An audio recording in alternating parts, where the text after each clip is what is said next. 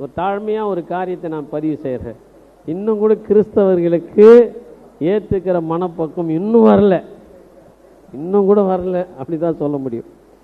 இந்த அரசை கிறிஸ்தவர்கள் ஏற்றுக்கொள்கிற இன்னும் மனப்பக்குவம் வரவில்லை. எனக்கு நல்லா தெரியும்.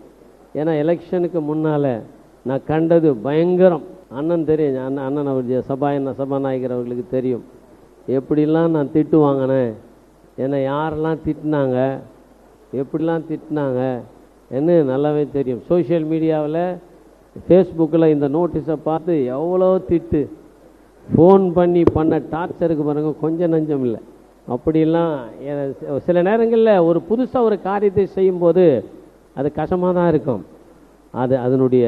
அதனுடைய மேன்மை புரியும் போது தான் நமக்கு தெரியும் இந்த காரியம் கர்த்தரால் நடந்தது. எனக்கு நல்லா தெரியுது, நம்முடைய முதலமைச்சர் தளபதி ஜோசப் விஜய் அவர்கள் கிறிஸ்தவர்களுக்கு சாதகமாக இருப்பார், சிறுபான்மை மக்களுக்கு சாதகமாக இருப்பார் என்பதில் சந்தேகமே இல்லை. அல்லேலூயா. சிறுபான்மை மக்களுக்கு தமிழக வெற்றி கழகம் நிச்சயமாக ஆதரவாக இருக்கும் என்பதில் சந்தேகமே இல்லை. இந்த அரசு சிறுபான்மை மக்களுக்காகவே வந்த அரசு. ஆமா, இஸ்லாமியர்கள் அதை நம்பிட்டாங்க. இஸ்லாமியர்கள் ஏறக்குறைய கம்யூனிஸ்ட் எல்லாம் நம்பிட்டாங்க.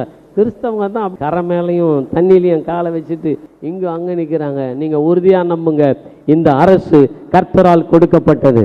இந்த அரசு தேவன் அருளிய ஈவு. இந்த அரசு தேவனிடத்திலிருந்து இறங்கி வந்தது. ஏன்னா நம்ம ஜெபம் பண்ணியிருக்கிறோம் இல்லை, 72 மணி நேரம் ஜெபம், 12 மணி நேரம் ஜெபம், 24 மணி நேரம் ஜெபம். என்ன ஜெபம்? நல்ல ஆட்சி வரணும். எத்தனை பேர் அப்படி ஜெபம் பண்ணீங்க?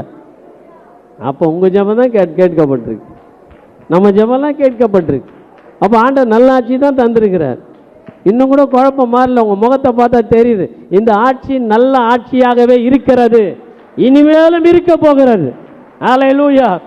நம்முடைய தமிழ்நாட்டுக்கு கர்த்தர் கொடுத்த முதலமைச்சர் கர்த்தரால் கொடுக்கப்பட்டவர், தேவனால் அனுப்பப்பட்டவர். அல்லேலூயா.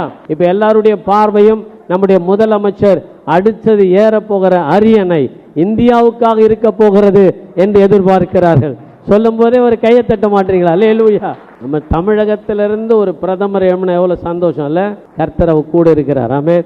மீண்டும் ஒரு விஷயம், வலது கையை உயர்த்தி எங்க முதல்வருக்காக நாங்கள் ஜெபிக்கிறோம். ஆண்டவரே, எத்தனை பாடுகள், எத்தனை எதிர்ப்புகள், எத்தனை அவமானங்கள், எத்தனை பிரச்சனைகள் எல்லாத்தையும் தாண்டி நீ நிற்க வைத்திருக்கிறீரே, அதற்காக ஸ்தோத்திரம்.